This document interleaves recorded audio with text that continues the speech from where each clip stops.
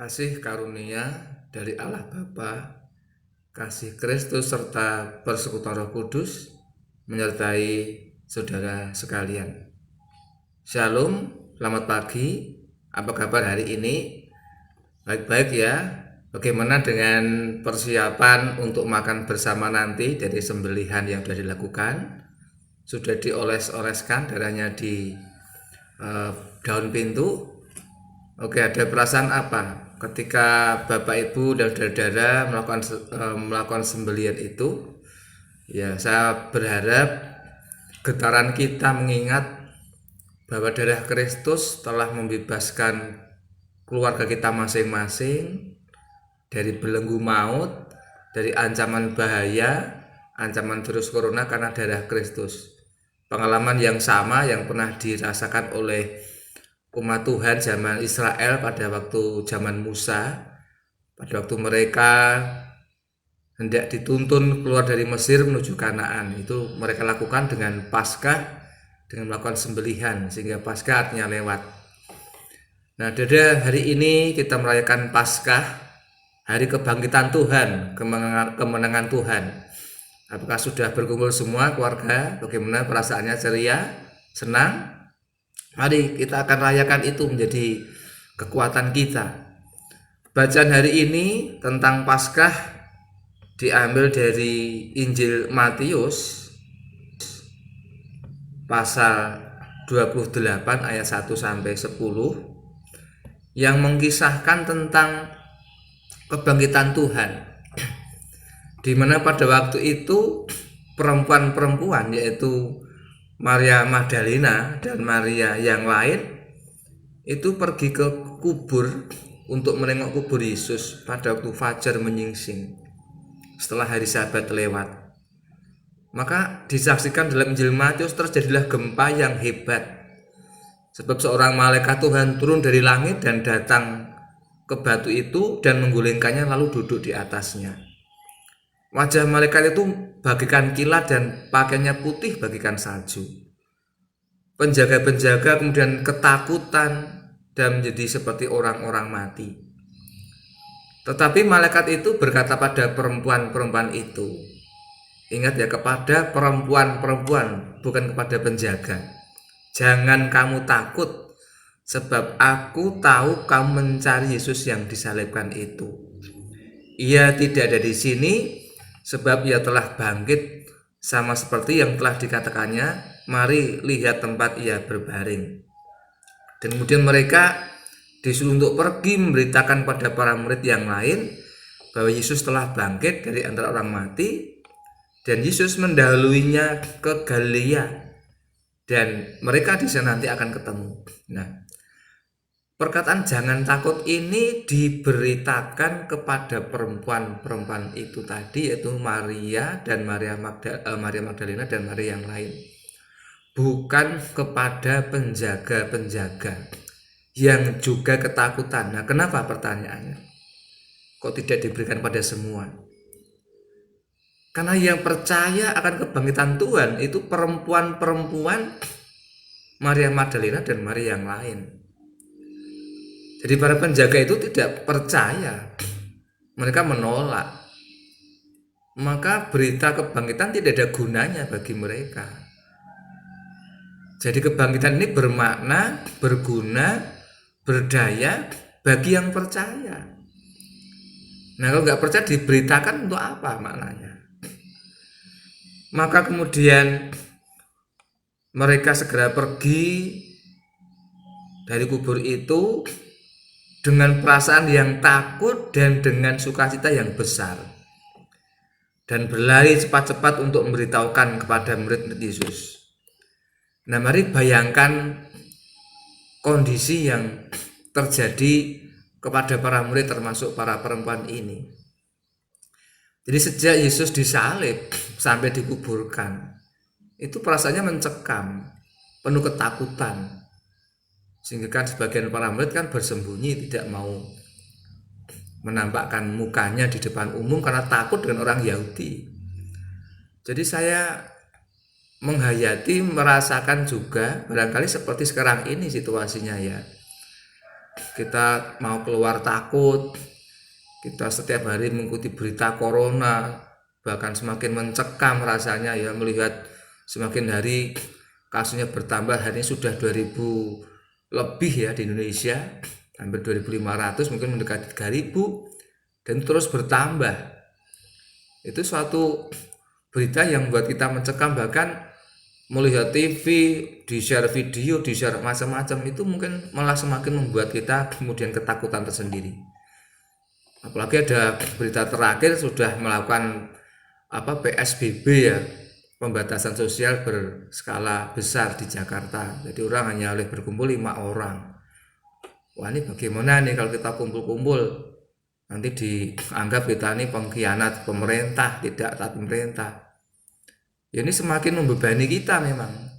Ya itu boleh, itu pilihan, tapi apakah pilihannya ketakutannya akan kemudian merusak semangat kita? Tentu tidak boleh. Jadi pada waktu itu Maria Magdalena dan Maria yang lain pergi cepat berlari dengan perasaan takut tapi dengan sukacita. Jadi dua kondisi yang masih tidak bisa ditinggalkan. Ketakutan karena memang situasinya mencekam, tapi sukacita karena yang ia terima berita kebangkitan Tuhan. Nah, kata sukacita ini berarti Maria langsung percaya akan apa yang dikatakan Tuhan dulu. Ketika dia menderita atau pemberitahuan berkali-kali, Maria percaya, oh berarti betul ini apa yang dikatakan Yesus. Dia tidak bohong, dia betul-betul bangkit dan kuburnya kosong dan diberitakan malaikat. Itu kan kejadian yang khusus, istimewa yang dia terima, yang istimewa. Sebab para murid tidak menerima kabar itu langsung. Jadi betapa dia merasa mirunggan, mendapat berkah khusus, berita tersendiri dari malaikat langsung loh. Maka bersukacita. Dan kemudian tiba-tiba dalam perjalanan mereka berjumpa dengan Yesus. Dan Yesus berkata, salam bagimu. Maka begitu salam ini didengar oleh Maria Magdalena dan yang lain ini, mereka mendekatinya, memeluk kakinya dan menyembahnya. Dan sekali lagi Yesus berkata, jangan takut, pergi dan katakanlah pada saudara-saudaraku supaya mereka pergi ke Galilea dan di sanalah mereka akan melihat aku. Jadi kesukacitaan, perasaan gembira ini Yesus kehendaki tidak disimpan sendiri. Yang pertama, dihilangkan, jangan takut. Ya jangan takut di sini tentu bukan berarti kemudian ngawur atau sembrono tuh ya. Nah sekarang ini memang jangan takut, memang diharuskan, tidak boleh panik, tapi kemudian bukan berarti kita sembrono. Tetap harus disiplin, cuci tangan. Kemudian kalau bepergian sekarang itu diwajibkan pakai masker loh kalau keluar rumah. Begitu sampai tempat publik, memegang mungkin naik bis ke pasar atau apapun, segera cuci tangan. Tapi hati-hati, jangan kemudian kita lalu curiga gitu ya. Nanti istrinya mendekat harus cuci tangan dulu sana gitu ya. Ya tidak boleh. Yang penting yang dekat kita itu yakin memang dia tidak batuk-batuk, tidak pilek, tidak flu, tidak sakit, ya sudah. Kemudian biasa saja, tidak boleh kemudian menyengsarakan diri kita dengan perasaan mencekam gitu ya. Nanti kalau digerebek pemerintah, dibubarkan kan malu ya. Tidak mungkin, pasar itu aja kan kerumunannya banyak nggak dibubarkan. Jadi ya tidak, kemudian kita tidak boleh sembrono, kemudian kita berlebihan lah. Nah maka Yesus bilang jangan takut, hilangkan itu perasaan itu. Dan setelah jangan takut, pergi dan katakanlah. Dua tindakan yang penting. Pergi berarti kan move on. Ya pemuda bilang sekarang move on berarti beralih dari kondisi yang penuh ketakutan ke kondisi sukacita. Dan kemudian apa? Mengatakan itu berarti kan mengekspresikan, melakukan, menyaksikan, menjadi saksi. Maka seperti judul kita di Minggu Paskah ini, kan ku beritakan sejauh kuatku. Katakanlah itu kan berarti memberitakan tentang kebangkitan Tuhan sejauh kuatku. Ya judul ini sangat menyentuh sekali ya, sangat dalam. Sejauh kuatku. Pertanyaannya, Bapak Ibu dan Saudara, kuatnya sejauh mana. Ya, kan seringkali orang itu banyak mengeluh ya. Misalnya, wah aku belum dulu ini baru nggak enak badan gitu. Emang badan nggak enak, apalagi belum mandi kan baunya nggak enak ya.